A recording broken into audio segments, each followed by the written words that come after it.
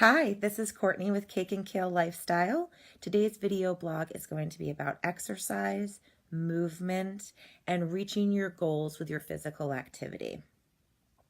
What's going to be a little bit different about what I'm going to talk about is not so much that you have to exercise in order to be fit or to lose weight, but more about how to make exercise something that you want to do for yourself because you actually enjoy doing it. When I first started getting involved in exercise, it was probably around high school. I was never somebody that was really like super into sports. I did do gymnastics, but that was like it, and I was horrible at it. But I did notice, like, when I started to finally incorporate exercise into my life, obviously the amazing benefits that it brings. I mean, we all know that it does wonderful things for you. I mean, it helps you really sleep better. It keeps your blood circulation going. It helps your digestion. There's a million reasons why it's good for you, which is why everyone should be moving in one way or the other. But what I really want to talk about is trying to find a way to make exercise something that you actually enjoy. Because, like, for myself, when I first started doing it, it was to lose weight. It was not because I felt like, oh yeah, let me go for a run today. That's a great idea. My goal was to lose weight. And this was back in high school. It's probably like been my goal with exercise up until I just started really, changing my perspective, and started learning things as a health coach. And I just got opened up to a whole different type of world with body kindness and intuitive eating. And part of that world is the idea that you don't have to exercise to lose weight, that you should be exercising because it makes you feel good. And I always came at it from the point of view of like, well, I exercise because it makes me lose weight. And yeah, it also makes me feel good. I love to exercise, and I'm blessed that way because I know there's a lot of people who just don't. My mother, if it's a struggle to get her even to take a walk around the block. Like, she does not enjoy exercise at all. And that's fine. Not everybody does. But you have to find ways that you can incorporate some kind of physical activity into your life where it really works for you. When your goal with physical activity is to get just fit or just to lose weight, it makes it difficult. It makes it less fun. It's kind of like we love to, let's say, eat cookies. I use cookies as an example all the time because I love cookies. We love to eat cookies, right? So let's say one morning we wake up and we think, gee, I'd really like to have some chocolate chip cookies. I'm going to bake some chocolate chip cookies today. And you go and do it and you have a great time. But then there's those days like I have with my kids where sometimes I promise them, okay, tomorrow we're going to bake more Christmas cookies. And then come tomorrow, I do not feel like baking any Christmas cookies. Now I have to come up with excuses why we're not going to do it because I really don't feel like doing it.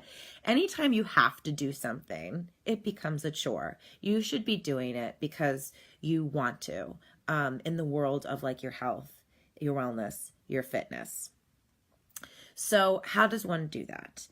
Well, you have to start changing your perspective about how you view exercise, and you have to find ways to make it work for you. I have a lot of clients who just really do not like the gym.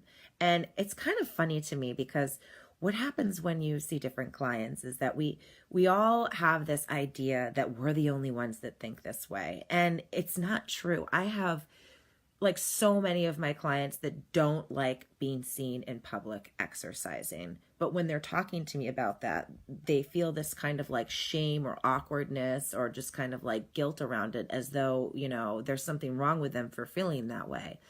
And the reality is that plenty of people feel that way. I feel that way. I got used to exercising in my basement for a really long time after I had kids because my mother used to own a gym, so I had all this leftover equipment, and that's where I exercised. And when I decided to sign up to be a member at a gym again so that I could have some daycare for my kids and get a peace of mind for a minute, it was awkward at first, I didn't like being around all these strangers who I don't know. Everyone's sweating. You're hearing like especially dudes when they're wearing like really tight like shorts and they're grunting and just, or even certain exercises. I'm not trying to judge anybody, and I think maybe I'm getting on that line right now because you got to do what you got to do to move. But it is weird when everyone starts exercising in one place and you're just trying to have your own space and your own zone, and you've got like, you know, 4 different people around you just dripping and grunting and doing weird movements, right?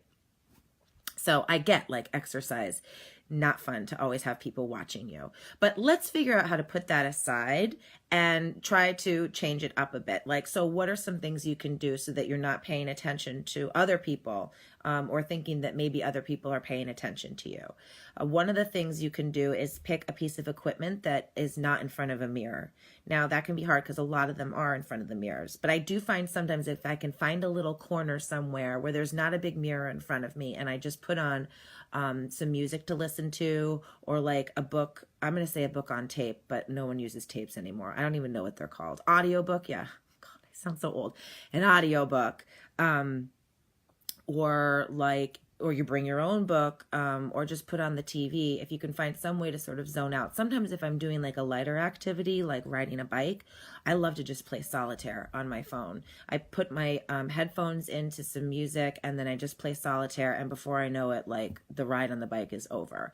So try to think of some activities that you can do that keep you away from where you're going to be viewing yourself, because as you see yourself working out, you're just kind of like, oh God, you know, this is what I look like. And then you can start judging yourself, thinking like, I gotta stay on the elliptical for another 20 minutes because I don't like this, you know, muffin top that's popping out over here. So that's one of the things that you can start to do. And I would say another thing is you've really got to find a way to find activities that you enjoy doing. If that means taking a hike, start hiking. It doesn't mean you have to hike a giant mountain. It could just mean finding like a nice path somewhere in the woods. Sometimes, you know, doing things like snowshoeing. I mean, right now it's wintertime. That's another activity that you might want to take up. If you're somebody who's like into rollerblading, then you'd probably be into snowshoeing because it's kind of the same movements. When it comes to like working out indoors, especially if you don't want to join a gym, there are so many YouTube channels that you can get free exercises on. When I hurt my back last year, I found a bunch of YouTube channels of this woman who does walking videos. And you literally like walk in your room for 20, 35 minutes. And she's super corny and super cheesy and hysterical and a lot of fun. And I really enjoyed doing those videos. So you don't have to do something crazy. You don't have to do like Insanity or P90X in order to get the benefits of exercise. I mean, seriously, just doing a walking video in your room for 20 minutes, that's all you need. If you're somebody who has bad knees, bad wrists, bad back, just really anything with high impact is very bad for you to do. But you want to start building some more muscle and some more strength. I highly recommend trying like a Pilates, a yoga, or a Barre video to do. And again, all those are free. You just go to YouTube and in the search section, you're just going to type in like yoga. And then you start looking through the videos that they suggest for you and try to find something that is like, you know, only 20 minutes, because there are yoga videos that are only 20 minutes. A lot of people think that they've got to do this hour-and-a-half video of yoga for it to do something for you. But you can find ones that are just 20 minutes. If you're someone who likes to sweat, really get in a good exercise, you can find yoga videos where it's just like yoga flow. So literally, you're not holding the poses for very long. You're only, you know, it's like boom, boom, boom, the movements, and then you're done in 30 minutes. So that is something else that I suggest you do. If walking is something that you like to do, then just get outside and walk. If you feel like you need a little bit more, get like a couple of 1 or 2 pound dumbbells and just take those for a walk. If you can only get in 15 minutes of exercise 3 times a week, that's fine. You will start seeing differences. I mean, you're going to notice that you're already sleeping better, because what happens is that you bring peace to yourself when you're working out. You get the endorphins going. You get a lot of energy. We hold a lot of energy in our system that people don't realize gets kind of like trapped in there, especially like in your core, in your center, in your belly. There's a lot of energy in there, and it's positive and it's negative. And when you're carrying a lot of stress around, it can be difficult for that energy to get released. It just kind of builds and builds and builds. And so one of the greatest ways that you can release some of that energy is through your movement, literally just like getting it out of your body. So just a 15-minute walk is going to make a huge difference in your stress levels. And I say 3 times a week because if you can only do 2, you can only do 2. But I feel as though with 3 times a week, it really is easier to get into the habit of it. When you're only doing something twice a week, it's not necessarily a habit. It's easy to miss one day, and then what? Then you've really only gotten in one other day. But if you do 3, it just kind of feels like there's more consistency going on. So I certainly recommend try to do at least 15 minutes 3 times a week. The other thing I suggest is that if you can pick the same days to do it, do that. If you know every Monday, Wednesday, and Friday, you're going to work out at 10 a.m., you got to do that. The more something is implemented into your schedule, like on your calendar as a solid thing, the easier it is for you to stick to it.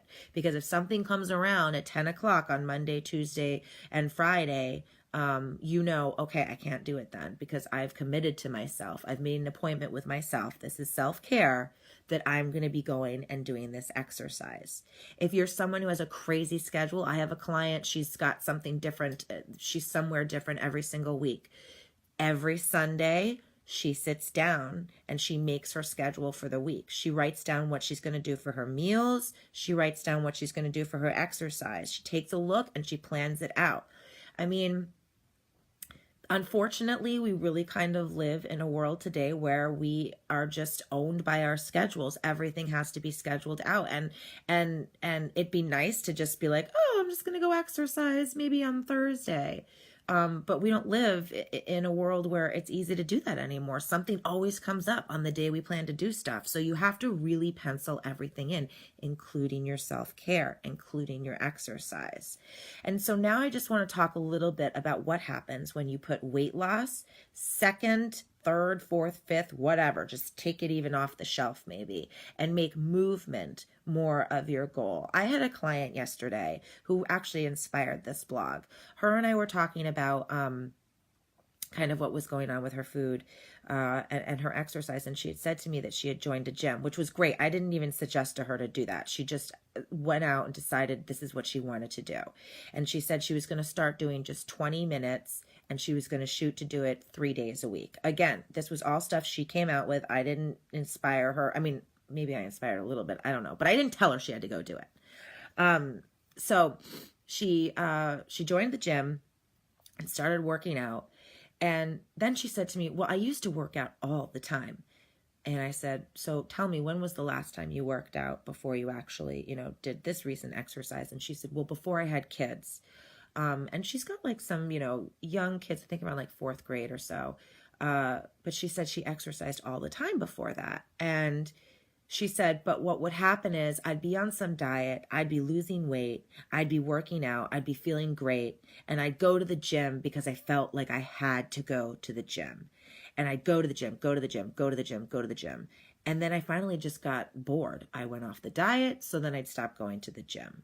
Or I stopped losing weight, so then I stopped going to the gym. It became too rigid. It became something she had to do instead of something that she wanted to do. So I asked her, well, tell me how you're feeling now about going to the gym. What has changed for you this time? What's going to be different this time than last time? Because we can't keep doing the same things over and over again that aren't working for us and expect them to still work for us, right? So if the gym was not happening for her before, she just went because she felt like she had to go, it's going to happen again, the exact same thing this time. So I wanted to find out if she was coming from a different place. And it was great because she was. She said, well, I actually want to go right now. I'm actually enjoying going. And she's like, yeah, I went for 20 minutes, it was a little uncomfortable. I don't really like having people look at me again, like none of us do. but she stuck it out. She did the 20 minutes. And then she said that the third time she went, she actually stayed for 30 minutes and she didn't even realize it. So that's something else. Sometimes we start low, we put the bar low, which is fine. And then as we start sort of getting into the rhythm, it's like, okay, I feel more comfortable. I feel a little bit more at home here. You feel more welcomed again into the gym. It starts to become more of your place, or wherever you are, the woods, taking a walk, taking a bike ride. It just starts to become a little bit more of your thing and you feel more comfortable with it. And so you'll do it for a little bit longer. So what she said to me was that I feel more comfortable doing it. I'm enjoying doing it.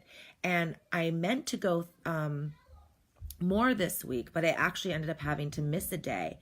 And what happened is that I felt kind of disappointed about it.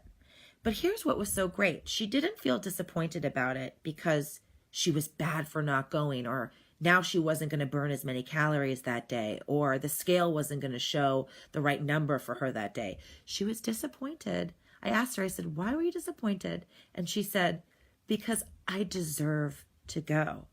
And I didn't get to do something that I deserve to do for myself. And I just thought that that was like, whoosh, like mind blowing, because it's like, yeah, that's how it should be for all of us. We deserve movement in our lives. We deserve physical activity. We deserve to be using our bodies in a way that keeps us running optimally, whatever that looks like for you. If the gym is a place you're going because you want to look a certain way, fit into a certain size, or feeling like you have to go, and the days that you don't end up going, you feel guilty, you feel shame, you feel like you let yourself down, you feel like you're doing something wrong.